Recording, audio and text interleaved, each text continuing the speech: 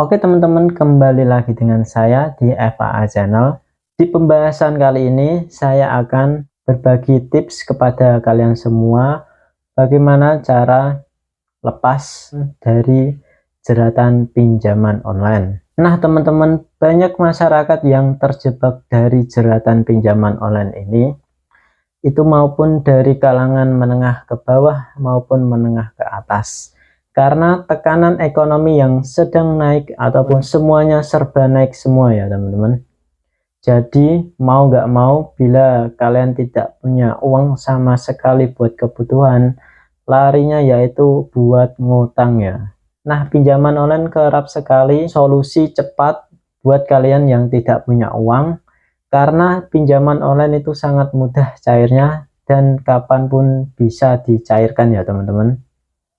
Seperti saya ini yang gagal bayar atau terjerat pinjaman online yang besar, yaitu di aplikasi Shopee.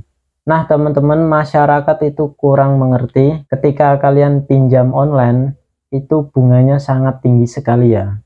Berbeda dengan kalian meminjam di bank, karena pinjaman online legal itu tidak terang-terangan untuk memberitahukan bunganya. Yang diberitahu cuman bunganya per hari 0,0 sekian ya. Tetapi bila kalian dalam waktu 1 bulan, itu pasti kalian sangat terasa sekali bunganya.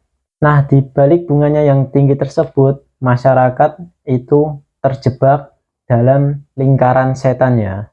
Karena banyak masyarakat yang tidak sanggup untuk melunasi hutang ini dan akhirnya pun gagal bayar. Nah, kali ini saya akan berikan tips kepada kalian ataupun cara lepas dari jeratan pinjol. Yang pertama yaitu susun prioritas keuangan kalian. Bila kalian itu sudah terlanjur meminjam pinjaman online, maka fokuslah untuk melunasinya ya teman-teman. Bila kalian itu fokus untuk hal lainnya, bukan untuk melunasi hutang kalian, maka kalian akan terfikirkan oleh hutang kalian yang belum dilunasi. Maka sebelum kalian fokus ke pekerjaan kalian ataupun ke hal lainnya, saran saya kalian itu harus fokus untuk melunasi hutang kalian, baru kalian fokus ke hal yang lain. Nah teman-teman, yang kedua yaitu fokus kelola keuangan. Ini sangat penting sekali ya teman-teman. Bila kalian itu tidak bisa mengatur keuangan, maka itu akan sulit sekali untuk kalian itu lepas dari pinjaman online. Karena mengatur keuangan zaman sekarang itu memang susah ya. Karena apa-apa serba mahal, dan apa-apa bila kalian itu untuk melakukan frugal living ataupun hidup menghemat, kalau barang sudah naik semua, itu akan memakan tabungan kalian.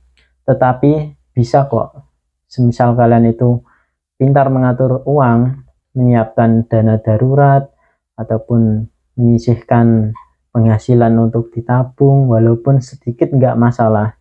Tetapi kalian harus belajar untuk mengatur keuangan. Nah yang ketiga yaitu hitung pengeluaran dan pemasukan teman-teman ya. Ini juga sangat penting dan ada hubungannya tentang mengatur uang. Karena ketika kalian itu mendapatkan pemasukan, itu harus benar-benar digunakan dalam bijak ya. Nah dengan strategi menghitung pemasukan dan pengeluaran, kita jadi tahu pemasukan dan pengeluaran kita itu sebesar kayak apa. Jadi ini sangat penting sekali. Bila kalian itu pemasukannya kecil sedangkan pengeluarannya banyak, itu sama juga bohong, tidak bisa menabung ya. Jadi tidak perlu tergesa-gesa, sabar, dan perlu kedisiplinan serta pemikiran yang matang supaya bisa menghitung pengeluaran dan pemasukan, juga mengatur keuangan teman-teman. Seperti yang saya lakukan, itu sekarang sudah menghitung pemasukan dan pengeluaran saya. Semisal teman-teman itu sudah menghitung, jadi teman-teman tahu ini pemasukannya berapa dan pengeluarannya berapa. Bila pengeluarannya terlalu banyak, maka teman-teman harus menekan dan hidup lebih hemat. Nah, meskipun langkah-langkah tadi itu terlihat mudah, tetapi kenyataannya untuk lepas dari pinjaman online itu sangat susah sekali ya. Tidak pinjaman online saja, dalam bentuk pinjaman yang manual seperti kalian ambil di bank ataupun koperasi, itu sama saja ya. Jadi untuk menghindari utang ini memang sangat sulit ya, apalagi untuk kalian yang kelas menengah ke bawah, yang hidupnya pas-pasan, hidup cuman untuk menunggu gaji saja dan tidak punya tabungan, itu sangat sulit. Apalagi kalau kalian punya istri ya, itu sangat berat sekali di zaman sekarang. Apalagi sekarang ini PPN itu naik 1%, itu semua kebutuhan di tahun 2025 itu akan naik semua ya, tidak seperti biasanya. Jadi teman-teman harus bijak mengatur keuangan dan menghadapi tekanan sosial yang sangat tinggi ataupun ekonomi yang sedang sangat tinggi sekarang.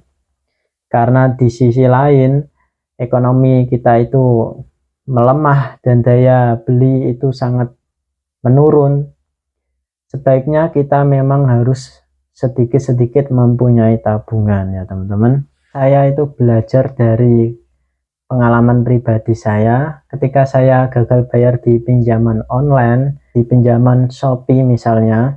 Saya itu mulai sadar betapa pentingnya itu mempunyai dana darurat ataupun tabungan buat kedepannya atau buat masa depan. Itu juga bermanfaat bila sewaktu-waktu kalian itu butuh dana darurat, seperti misal terjadi sakit, kecelakaan. Kedepannya kita kan tidak tahu ya akan terjadi hal semacam apa. Kita harus berjaga-jaga ataupun waspada ke depannya supaya kita tidak kehabisan dana ataupun bingung mencari dana ketika terjadi masalah. Oke teman-teman, sekian video kali ini. Like kalau suka, dislike kalau tidak suka, dan komen di kolom komentar. Saya akan membalasnya satu persatu ya teman-teman. Sekian dan terima kasih.